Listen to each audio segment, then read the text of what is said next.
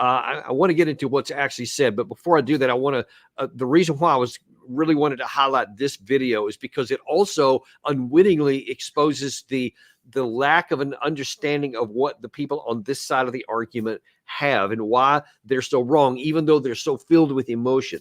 The first point that I wanted to make from his is that he says JD says he doesn't care what happens in Ukraine. I don't think that's what he says. I know for sure that he said some other things because I'm going to show it to you here in just a minute. But it's not so much a matter of not caring what happens in Ukraine as it is to recognizing what can't happen in Ukraine. And he was specifically on record as saying he opposed that $61 billion aid package earlier this year because he said it won't make any difference in the outcome. And tell me, since that bill was passed, was he proven right or was he proven wrong?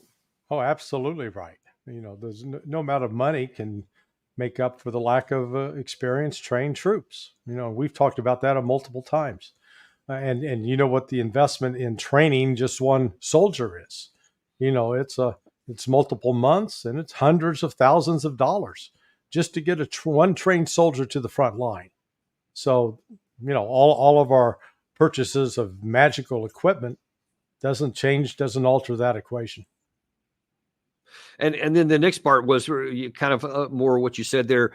He said that he highlighted that this is the freedom, the people that are fighting for their freedom in Ukraine. It's doctors and lawyers and machinists, etc., which underscores what you're talking about. They're not trained soldiers.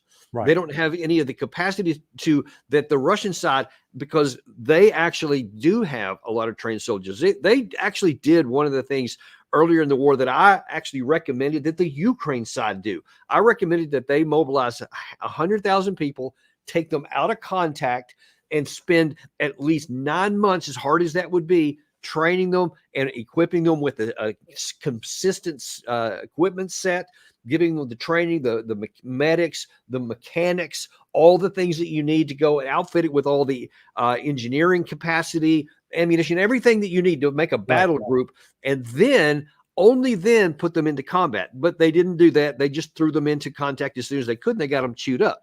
The Russians, however, by all that I can count, and you tell me if I'm wrong, is that when they did that big mobilization of 300,000 in the fall of 2022 and then started recruiting large numbers, they actually have, by all rights, by what I've seen, somewhere between 200,000 and 300,000 troops that are out of contact even as we speak, training. Yeah, no, I think the numbers are actually closer to 600,000. So their active duty forces are now to like 1.3 million, and I think they've got close to 600,000 deployed into the along the line of contact in Ukraine. So you're absolutely right. The Russians, and they did this in World War II as well. People forget that. They think that the Russians were just grabbing people, throwing them at the front as cannon fodder, when in fact they did a mass mobilization, but they had those bases that were to the east of the Ural Mountains, and they were able to train them up. And then you had forces with some at least minimal combat capabilities. But, as you know from your own experience, there ain't no training like being in real live fire. That's where, you're going to ultimately to get some lessons learned real quick. Yeah, and the problem is that the Ukraine side doesn't have that luxury, because the minute that they grab them off the streets, they're throwing them into the combat. We still see reports even in the recent weeks to where guys were stolen away off the street, and 4 days later or 5 days later were on the front and dead. And that's just how it works, meaning you get literally no training. They just throw a uniform on you, hand you a rifle, and send you to the front. And the chances of them succeeding is just almost impossible. Meanwhile, the Russian side does rotate troops. They do have them trained. They do have some out of contact, and you can never match that. So the other point that he made in that, which I think is the most important failure of the side that says let's continue to support Ukraine, is that he said all we have to do is help them with financing.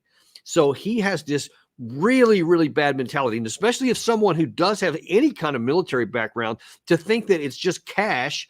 All you need is more money, not more manpower, not more trained manpower, and that's going to make a difference, is fatally wrong. And Ukraine is going to be the ones who are going to pay the fatal consequences. Well, let me tell you, so I'm now privy to some information. I can't go into great detail on it, but there has been evidence that's been presented now to a U.S. government entity that shows that there are some corrupt Russian officers working with Ukrainian officers to stage certain combat events that are being used to justify creation of military contracts for U.S. contractors. And it's all part of an organized grift that everybody involved in the scheme gets money, including the U.S. contractors, which is why this whistleblower has come forward and is putting this forth. So, what we've got going on in Ukraine is it's one of the biggest thefts in history in terms of the money that's being stolen under the pretext of fighting back, an authoritarian regime in Russia, et cetera, is enormous. And, and part of the reason is there are people in this country, U.S. contractors, U.S. military contractors who are profiting off of it. And they're connected to U.S. defense corporations. And they think, oh, that's out. How could that be? Well, it's not the first time we've seen this in war, but that's what's going on. And you don't even need classified information to get that. That's like Gary throws up there. That's kind of out in the front and the open. That a lot of that stuff's going on here. So I want to pivot over. I want to rather pivot back to J.D. Vance. So those are the things he's been accused of. That's the mentality of the side that's opposed to him and why they're, quote, afraid of him coming in. But let's see what he actually said. Now, on I believe it was April the 12th, he wrote a piece in the New York Times where he said, hey, the problem is not a money problem. The problem is a math problem. He said that the issue just doesn't add up. And this was at the time they were still looking to fund $61 billion package for the Ukraine side. It hadn't passed at this point. And one of the things he wrote was that President Biden wants the world to believe that the biggest obstacle facing Ukraine is Republicans and our lack of commitment to the global community. This is wrong. Ukraine's challenge is not the GOP, it's math. Ukraine needs more soldiers than it can fill, even with draconian conscription policies. It needs more material than the United States can provide. This reality must inform any future Ukraine policy, from further congressional aid to the diplomatic course set by the president. So what he's saying there is, listen, things got to add up. It's fine that you want to, care about somebody else. And look, I mean, the fact is Ukraine was invaded by Russia. So any country would be within their rights to defend themselves. Fair enough. You may not like Russia. You may not want them to invade the Ukraine side. Okay, that's your prerogative as well. What's not your prerogative, though, is to say, I just want it to happen. And so even though physically it can't, I'm going to ignore that and I'm going to keep trying. That's where you have a big problem. And at least J.D. Vance is willing to look at the facts. Well, J.D. Vance scares the establishment in Washington for the same reason that Donald Trump does. Nobody owns him. Now, in Trump's case, Trump's a multi-billionaire and they can't buy him. J.D. Vance, to his credit, we've never, at least in the last 100 years, I've been going back trying to figure it out. We've never had a vice presidential candidate like J.D. Vance, maybe with the exception of Sarah Palin, someone who came out of a middle-class American life. In fact, his was not even, and his was normal in the sense that there was lots of family drama, drug use, poverty. There was no guarantee of success. But I even exclude Harry Truman because Truman came out of a corrupt political machine. That's how he got to be a senator. Vance didn't come out of a political machine. And so the fact that they can't just pull his string and make him do what they want scares the hell out of him because he is an independent thinker. And he's 39, soon to be 40. And did he say some, bad things about Donald Trump? Absolutely. And you know what he did? He said, I was wrong. He didn't come up with some, tap dance to proclaim, well, I never really said that and I never really meant that. No, he said, hey, I saw what he did. I made a wrong judgment. getting that kind of honesty up front is refreshing. That's not to say he's perfect on political Yeah. issues. He and Donald Trump align very closely on the whole Israeli thing, which means we're not going to necessarily see much of a change in policy there. But the thing I think that Vance and Trump share in common, which again scares the hell out of the military industrial complex, is they're open to negotiation, they're open to talking, and they don't think that we need to get into a confrontation with China and Russia and Iran at the same time. Yeah, and in fact, I want to show you here. I want to go back actually to that. Let me share my screen here. This is from that New York Times piece that he wrote, because it was something else he wrote in there I thought was really important to point out, because it shows the way his mind works. Kind of to your point there, he said Mr. Biden has failed to articulate even basic facts about what Ukraine needs and how this aid will change the reality on the ground. That's one thing we focus on all the time here on this channel, is the reality on the ground. The most fundamental question: how much does Ukraine need and how much can we actually provide? Mr. Biden suggested a $60 billion supplemental means the difference between victory and defeat in a major war between Russia and Ukraine. That is also wrong. This $60 billion is a fraction of what it would take to turn the tide in Ukraine's favor. And as we just talked about a second ago, and as you just pointed out there, they got it. And now that here it's July, and now we're rolling through the middle of the summer, and nothing has changed at all. Russia is still continued to methodically move to the west in slow measure, but it's no different than it was in the 4 months before this happened. So we now have valid proof that it didn't happen, but still to this day, you don't have the administration, especially heading into and now out of the NATO summit, where all they want to do is more and more support. They never tell you what the objective is, how we're going to accomplish it, and how much resources it's going to cost. Well, in fact, one of the things that has happened is the Russians really have effectively neutralized the HIMARS and ATACMS in the last 4 weeks.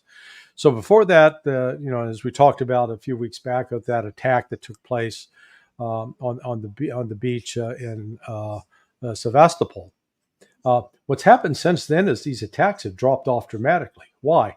Well, the Russians using a new drone that provides overhead, surveillance reconnaissance, have been more quickly identifying the mobile launchers.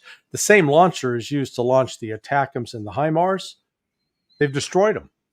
So they're now, the launchers to launch those things are destroyed, and Ukraine doesn't, you can stack up all the actual missiles you want, but you don't have anything to launch them out of. They're no good. And so those there aren't that many missiles either. Yeah, and they're not that many around. Exactly right.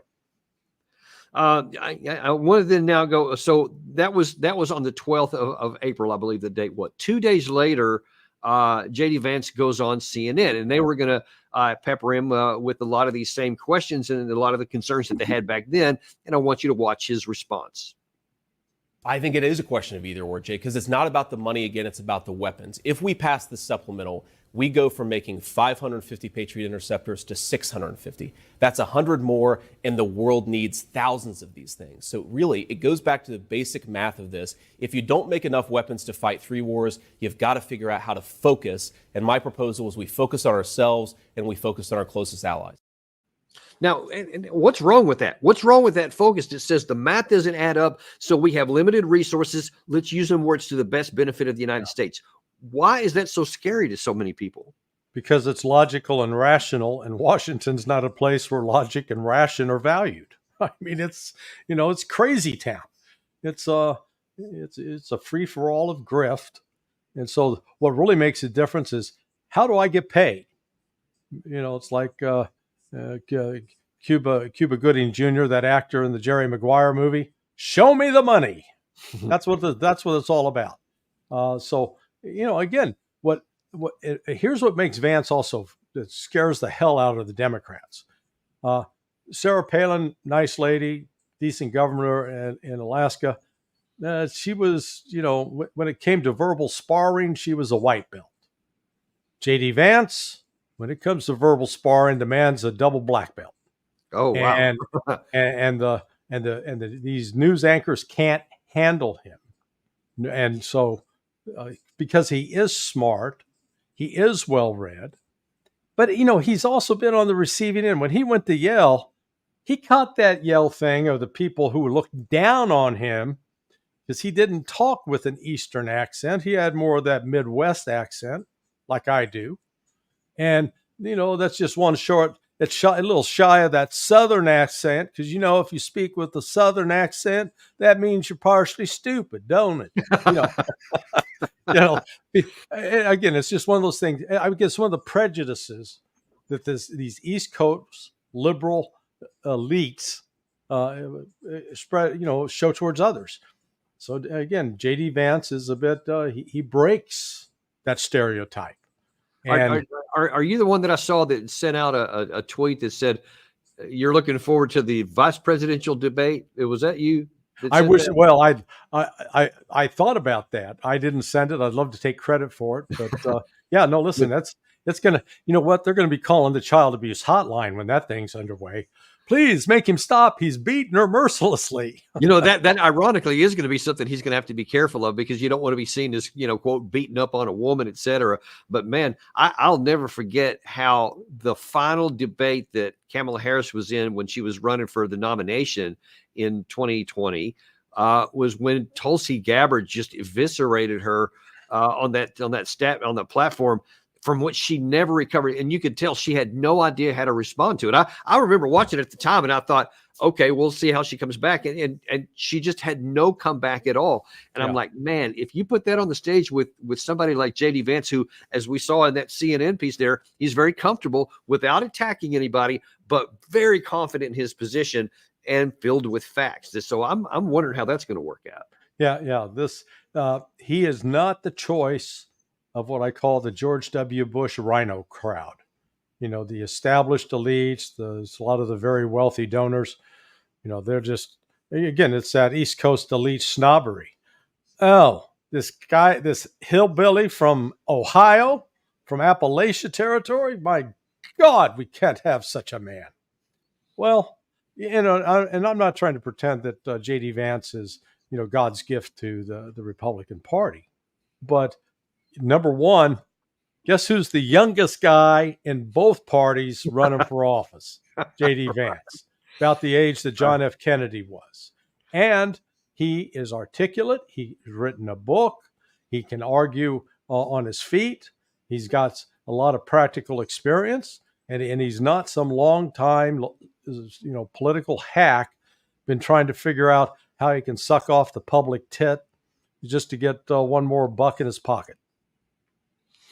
Yeah, and we'll see how that's going to work out. I see Gary showing up there that the Democrats are going, yeah, we can't wait, man. She's gonna do great. Well, okay, we'll see how that works out. But and listen, I'm kind of like you. I'm not a like dyed in the wool JD fan, because there's a number of his policies that I'm that are cringeworthy in my view. So I'm not totally sold, but I am completely behind, some of the ones like we just mentioned there about the war, because they're focused on our national interest. And even where I disagree with him, I at least give him credibility and respect, because he has a reason, he has a logic behind it. Even if I don't agree with it, there's something there, as opposed to too many else. And this is really on both sides of the aisle, not just the liberals, that hold an emotional position that they don't even know if it's got any fundamentals or not. And that's where the danger comes in, I think.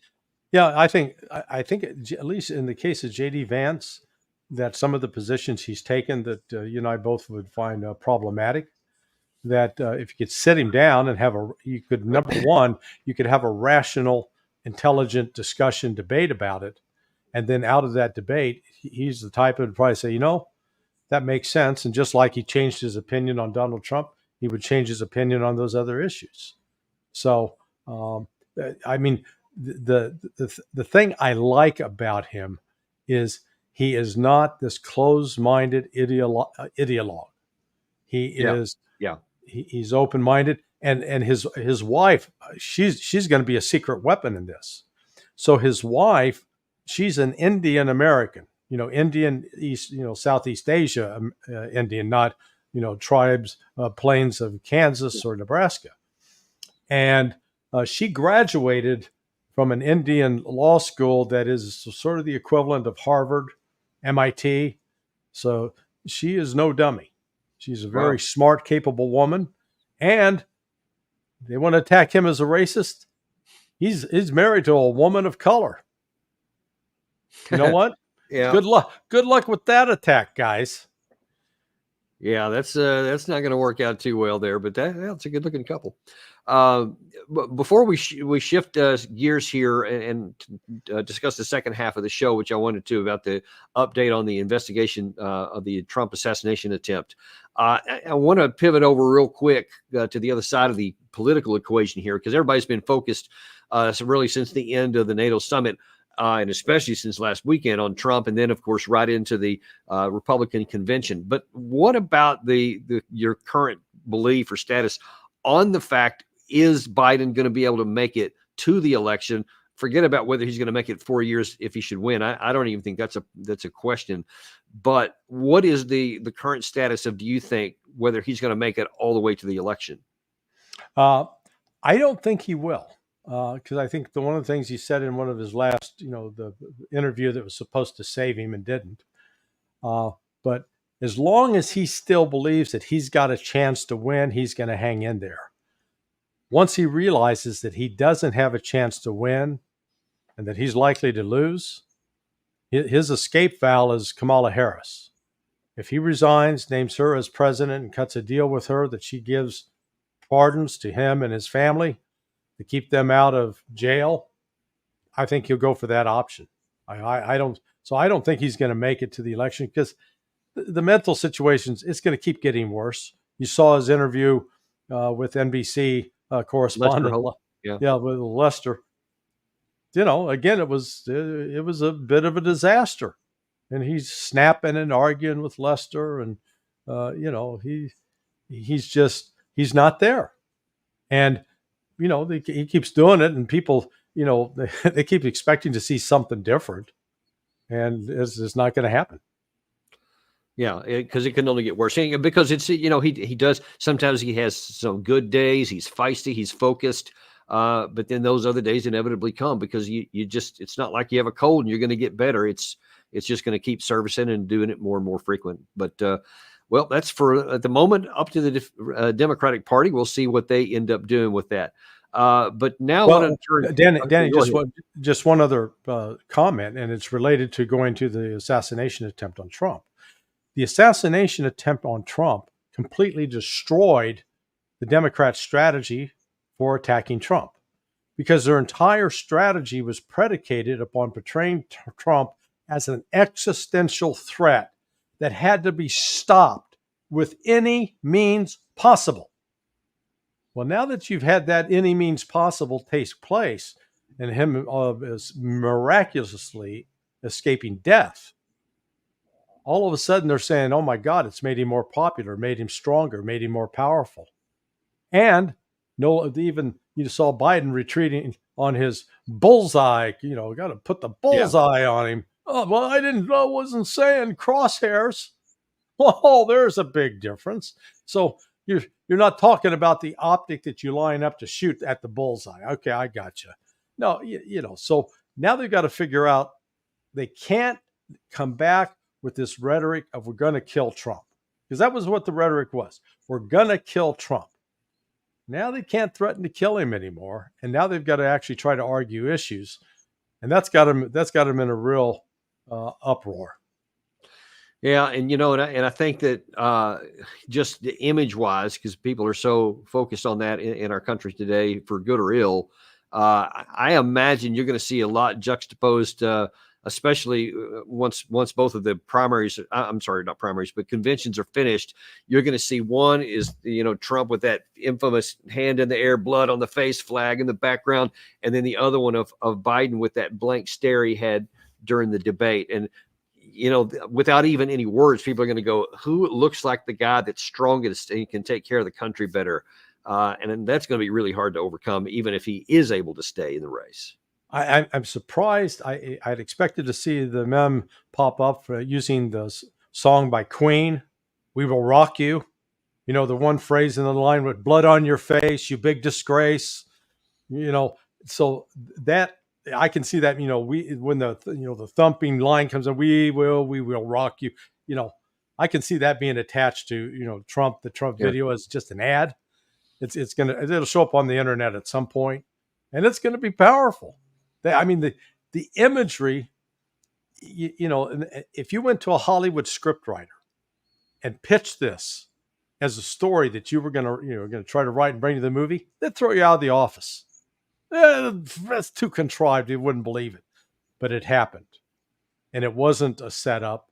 It wasn't a concoction. It was the real thing.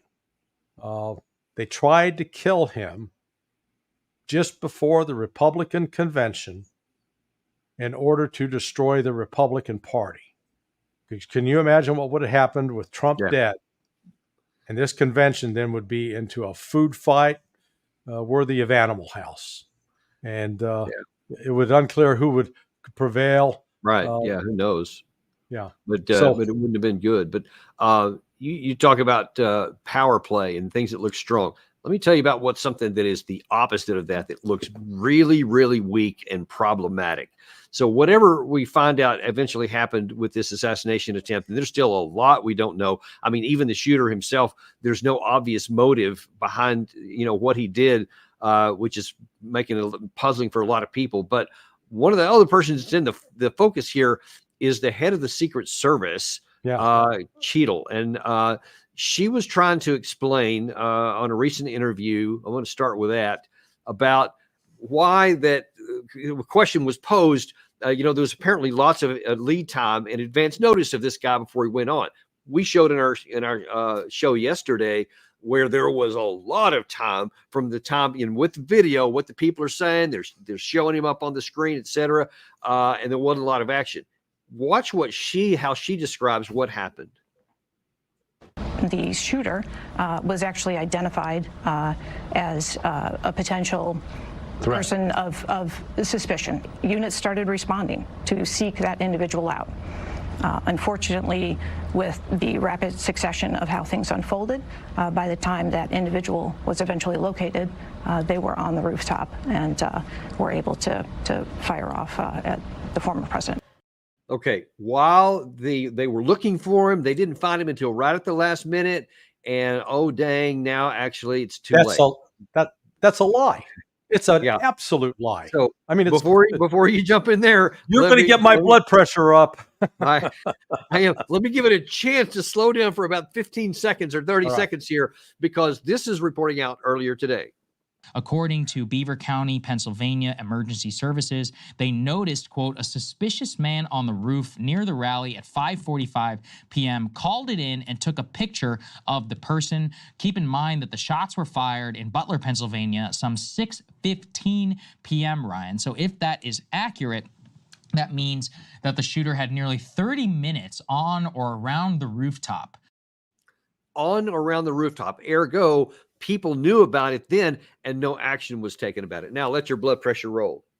Well, we can tell from the counter snipers. So let me give you my background for bona fides on this. When I was at State, one of my jobs was I was the deputy director over the Anti-Terrorism Assistance Training Program. It was a program where foreign police were trained in a variety of skills, including executive protection. So I had familiarity with the course content, what they were taught, how they were taught, and the quality of the instructors that we used. Secondly, after I left government, I worked with a Secret Service agent, then retired, but we did a site survey of a school that where a dignitary's son attended in order to establish what additional security measures might be required at that school. And I also did security evaluations of airports. So I've got some experience with that, but I also have friends who are snipers. Chris Whitcomb was with FBI HRT, a buddy named Mike who was a Delta sniper. So, and I've talked to them over the years. And I am a trained rifle instructor. So I can train instructors. I'm certified to do that. Anybody that's ever been on a rifle with a scope that magnifies, say, times 10 or times 20 knows that when you're down on that scope looking, it's like looking through a straw. You see only a very narrow, you got a very, very narrow field of vision. You can zoom in And so, like, as that guy's looking through the scope right there, he is seeing probably the mouth, literally the mouth of the guy on the roof, because that's where the shot went through his mouth. You will also see there's a picture. He's on that scope. He's got the target already. They're already lights on. This Cheadle, she's a moron. She was a Frito-Lay executive. They make Cheetos too, so Cheadle the Cheeto, okay?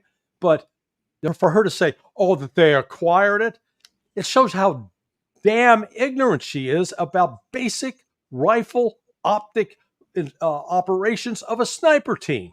With her as the head of the Secret Service agency, for God's sake, she ought to know that, because there's no way in hell that you can be looking up and you say, oh, I think I see a target, and then you can go to the glass and immediately see it unless you were already dialed in. Zero chance you can do it the other way. Zero. Right. So then that opens up a big question.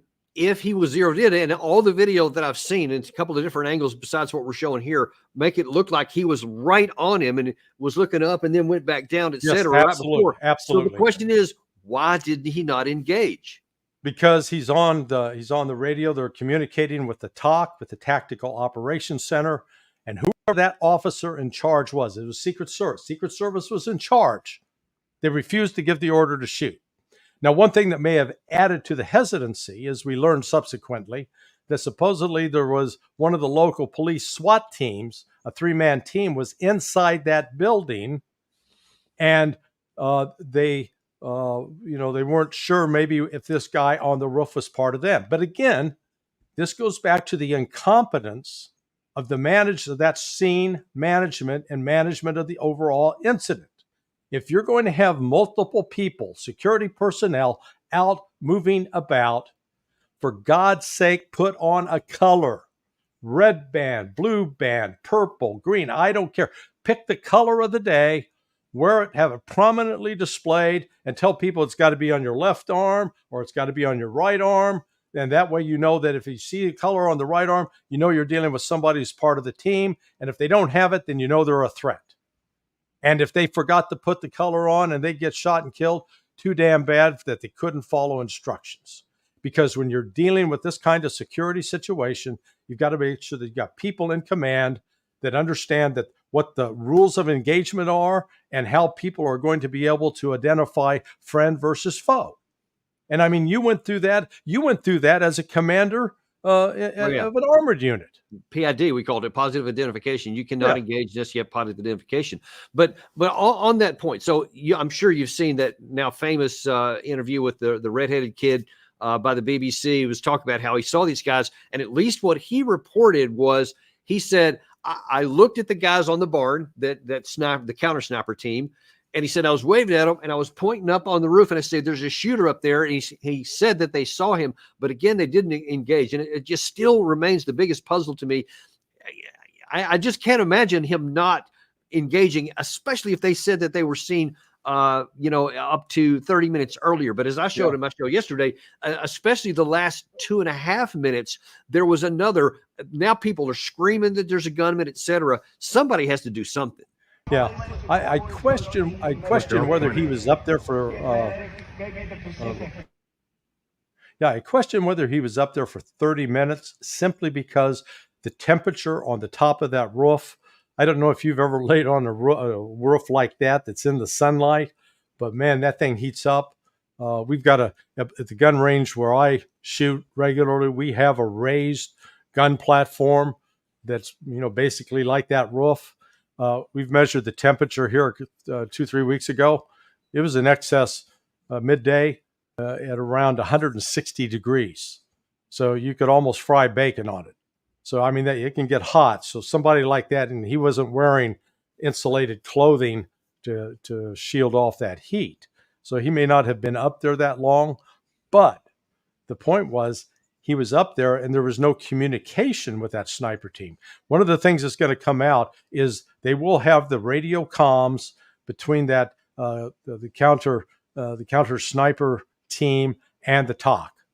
And have a record of what they were reporting, what they were saying, permissions they were requesting, and permissions that they were denied. Yeah, well, I guess we'll find out, and I hope that it's made public. There's a couple of other aspects that I want to look at here, which are odd, but there's one more thing from Cheadle I want to bring up here that is a little odd as well. She was asked, and this is earlier today. She was asked why did they not have somebody on that building? Because it was the closest one. It was the most lethal potential target with line of sight that should have been secured at the very least. And she says, well, that building in particular has a sloped roof at its highest point. And so, there's a safety factor that would be considered there, that we wouldn't want to put somebody up on a sloped roof. And so, the decision was made to secure the building from the inside. Now, that just doesn't make sense to me on any level. First of all, you're there to defend the president of the United States, so your safety definitely comes second. But the next point is, why would you want to put somebody inside the building to, quote, secure it when they can't see anything? That doesn't make any sense at all. And then the last one, and Gary found this one. Gary, if you could throw that video up here. Here is the video of the counter sniper team on the barn that you can see. I was just going to bring that up. Yeah, it's quite sloped. And then you see the actual place where he was, which hardly had any slope at all. So I'm not sure what she was talking about there. She has no experience. I mean, she was good at keeping people from stealing Cheetos and Fritos. Okay, that was her experience. Nay, stay away from those snacks. High in cholesterol. Might kill you. But as far as actually physically securing and doing executive protection and making sure that nobody can attack the now it looks like future president of the once and now future president of the United States, obscene. And that kind of lame excuse just exposes her ignorance. She's trying to play varsity basketball and she can't even dribble, So my God, put her on the bench, get rid of her. But absolutely right. With the slope that the counter snipers were on was much steeper than that. What the word I heard was that the counters that SWAT team got up there and went, "Oh, it's hot. Let's go with some place where it's cool and shady." Okay, we'll go down, stand at the base of the building, at least to defend the perimeter of the building so nobody can get up. Because how the hell does this kid get there with a ladder?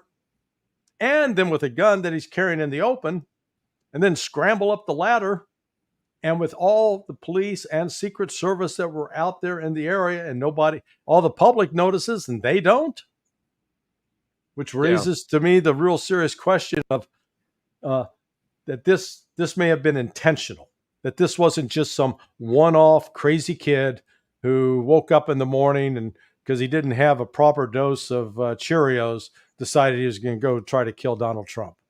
Yeah, there's a lot of things that are not adding up about this. Yeah, there's the one that Gary was talking about where it shows the slope of the counter sniper team, and then that's juxtaposed right away with the much, much less on the shooter side. So there's hardly any. So that literally makes no sense at all.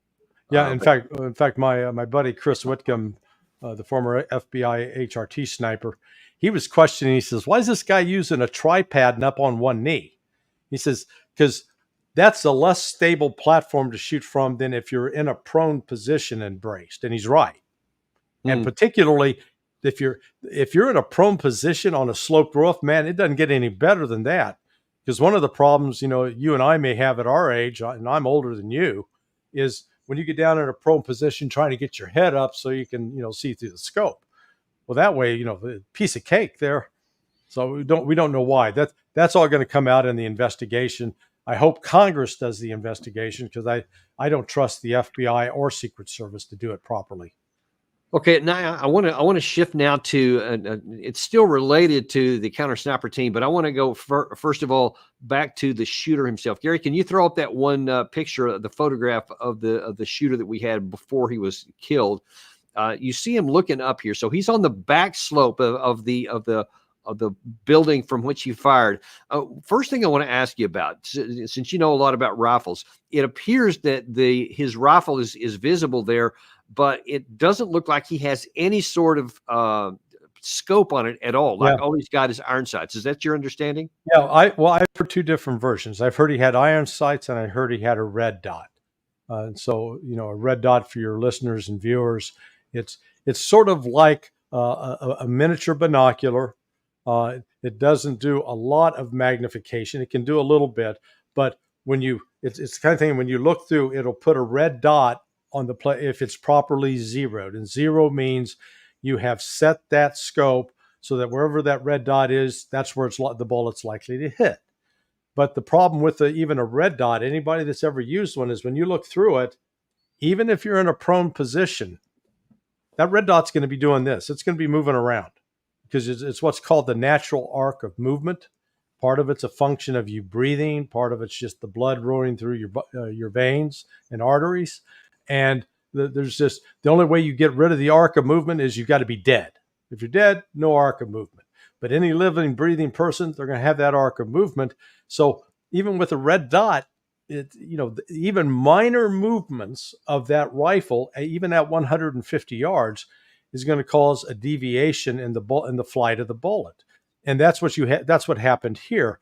His first shot, I'm sure he had that red dot on Donald Trump's head, and when he pulled, and I'm sure he pulled as opposed to pressing, when he pulled that first shot, it was headed directly towards the back of Trump's head, and Trump, by turning at the right time, a miracle, it only grazed him, nicked his ear.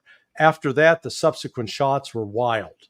And, I could take somebody out right, today at 70 yards, and they'd have trouble hitting a 10-inch target if I put them on a clock and said, okay, I want you to fire as many shots as you can in 3 seconds. Because that's the next thing I wanted to ask about, especially because you have experience training rifles, people to shoot rifles. There's also the pressure issue. So according to what we've been told, there was a local policeman who started to climb up the building right before the shots took place. He said that the sniper pointed the rifle at him, so he dropped back down and fell back, and then almost immediately he shot. So that would have meant that the sniper put back on there, put it back, and then pull the first round to fire under the most amazing pressure, because he knows he's been spotted. I want you to talk about the issue of pressure, because from what I understand, again, from what's been reported, this kid was on a shooting team, but was not very good. So if you're just the pressure of just trying to make a team and he's not very good at that, it's just questionable whether he would have been that good under life and death pressure of this kind, knowing you've been spotted, knowing that you're probably in line of sight of those snipers. Because another thing here, we know the snipers had a line of sight on him. I can't imagine any chance that counter sniper would not have been visible to the shooter himself, because the guy was standing up on his knees. So a lot of this stuff just isn't adding up to me. Well, actually, I could see him not seeing the counter sniper for this reason. One of the things happens that in particular, when you're involved with the shooting, you get a number of physiological changes. You get what's called tunnel vision. Your vision really collapses, so you're not aware of your surroundings. You're so focused on your target, number one. Number two, you get what's called auditory exclusion, where the sound disappears. It may be loud as can be, but you're not going to hear it. Then the other thing is you get time dilation. Time both speeds up real quick and then slows down. And so you'd say, oh man, that seemed like a minute and it was only 10 seconds.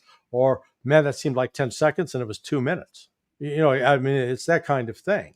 So what training people to shoot, and particularly training snipers, is training people to overcome normal human reactions. Because the normal reaction when you hear a loud noise is, to jump and to breathe, to take in a big gulp of air. When you're shooting, your goal is, with particularly at distance, and particularly for snipers, is to reduce body movement as much as possible. And one of the key ones there is with your breathing, either rhythmic, you got to get into a rhythmic breathing, but then before you break a shot, exhale and make sure you hold your breath. And then you press. You don't jerk, you don't squeeze, you press, and you're just trying to press straight back. and doing that to minimize that you're not getting any movement in that rifle barrel, because the farther you go away from a barrel with a barrel that's moved, the greater the deviation of the bullet. And so the less likely you are to be accurate. So you can train somebody to do that. And I know, like my buddy Chris Whitcomb, the FBI HRT former guy, he said, they used to practice shooting aspirin. So, they'd put an aspirin out at 100 yards, but they would scope it in. And the goal was to see who was the first to break the aspirin, the competition. Wow.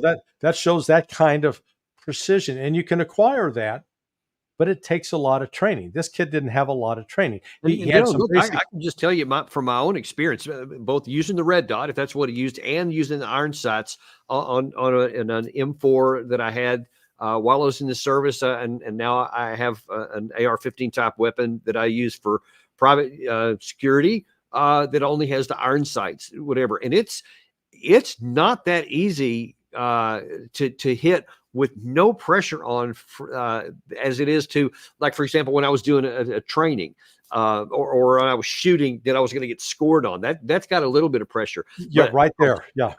I'll tell you though, to your point exactly, and I just want to reiterate this to anybody who may not have experienced it. The very first time that I ever used my weapon in combat, it was an M60 machine gun back in the days that preceded the M240. It was during Desert Storm. Yeah. And I can, as clear as a bell to this day, remember engaging with that weapon. But all I remember was just shooting anything that moved. We were assaulting an objective. I had some Bradleys and tanks near me, and I was in a 113 type vehicle, and kind of in between two of them. So I was kind of filling the gaps in between here.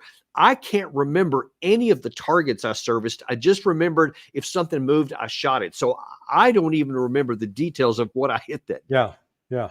And that's natural. So I could see this kid. He's so focused on, trying to shoot Trump that he would not be aware, may not have seen or even paid attention to the counter snipers. But they clearly had him in their sights, because there's no way that they could go from looking up above the scope, then drop down to the scope, and then get immediate acquisition unless they had already acquired the target. Okay, and now I want to show you some of that stuff. In fact, that's the next thing the last thing here I wanted to talk about in the time we have left. Gary, if you can bring up that first diagram of the whole area, if you can bring that up. So this is one of them. So you see he had a line of, I think it was 147 is the actual number there from his location. You see that he's on the back side of the center line of that building. And you saw how slightly it was sloped. So he wasn't right up to the crown of the building. He was back up a little bit off of it. And Gary, show me that second diagram if you can, because then it shows it more from a different angle. Yeah, this one right here. So you see that red circle there. That's basically where the body was found. So he was killed in position. So he's that far back, but he's obviously enough. And you could tell in that picture, the photograph that we have, which was taken from nearly the same direction as this pinnacle of the roof angle there. So you can see he's looking up enough to try and acquire the target there. So that's apparently enough to see over the top of it. But that also means that he's enough. And now if you can pop out to the last one there, Gary, so you can see back to the full area. You can see where the counter snipers were on the red barn there on the left side of that picture.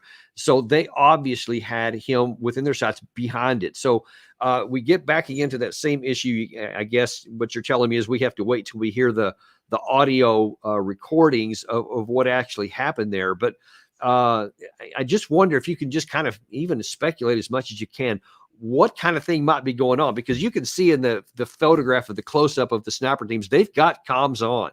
So they can be talking to somebody can be talking to them. See that guy on the right, especially. So they had to be talking to somebody when they seen him up there. And even if it was only the 2 minutes and not the 30 minutes it was talked about, why would he not have engaged when he clearly can see a rifle? Because you talked about that he could see, minute detail with that thing. So he would not wonder if it was something else. He would know it was a rifle, and he could tell the kid was not police. Walk us through that. Well, one, there was no common communication system linking local police, state police with the federal personnel, with the Secret Service. So you didn't have a unity of communication. So so I'm sure he's calling back to the talk. Hey, we've got this guy. Looks like he's a gun, but we can't tell. Is he local law enforcement or is he a threat? Okay, I mean, fair enough. At that point, but then it seems to me that there would have been no question, but that the next thing is, I can't confirm he's not. Get the president out of the way. That's what I think is one of the big holes in this. Why wouldn't anyone in that chain of command say, we have a shooter on the roof, I don't know who it is, get the president down? And so that raises the issue of, are we just talking a level of incompetence that's almost incomprehensible? Are we talking somebody who was aware that there was going to be an attempt on the president's life and wanted to make sure that it happened? I hate to raise that, but this, with the rhetoric that the Democrats had been coming out with, and remember, we're not just talking rhetoric. Kathy Griffin, comedian, cuts off the head of Donald Trump, holds it up. Snoop Dogg shoots Donald Trump in a video. Hey, entertainment. Shakespeare in the Park in New York stabs Donald Trump.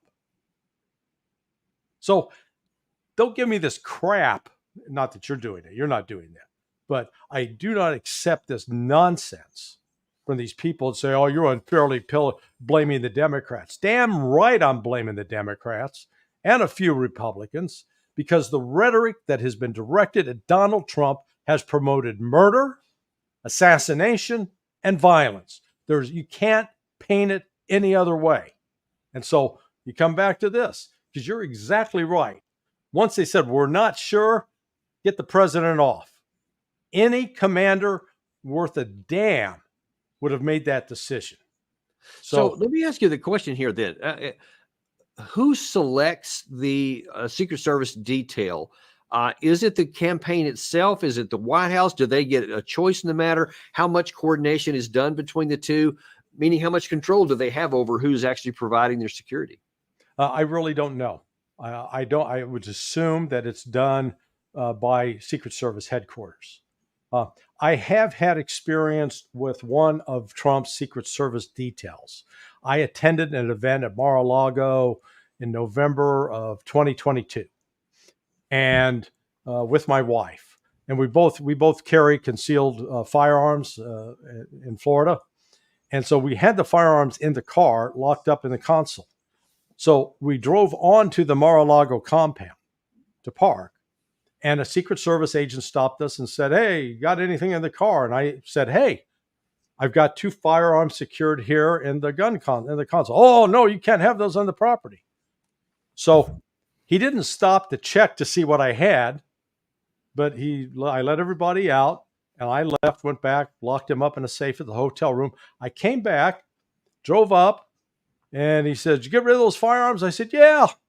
Okay, go on through. For God's sake, check to make sure I don't have firearms, even after I've admitted it. I mean, that is just standard security procedure. No, they didn't do that. Didn't want to hassle the guest. Didn't want to, and when I went inside, no metal detectors.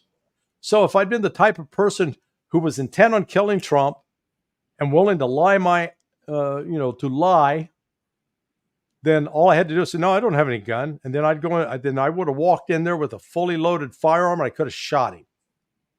So that's my experience. And I went up and talked to the Secret Service detail later that night. I said, hey, guys, I think your procedures need to be tightened up a little bit. And of course, they really appreciated me sharing that with them. Yeah.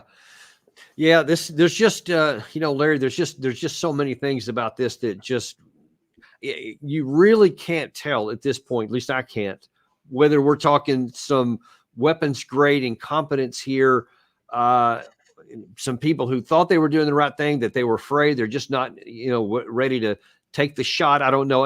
I remember, so many times when you've heard about a lot of these school shooting incidents where sometimes the policemen who are there to protect the kids freeze up and don't shoot. So maybe it was something like that. But so many things here just seem to be off the radar of things that are not right. And so what can we do to find out about this? I mean, can the Secret Service investigate themselves? Can the FBI do it? I mean, what do you think?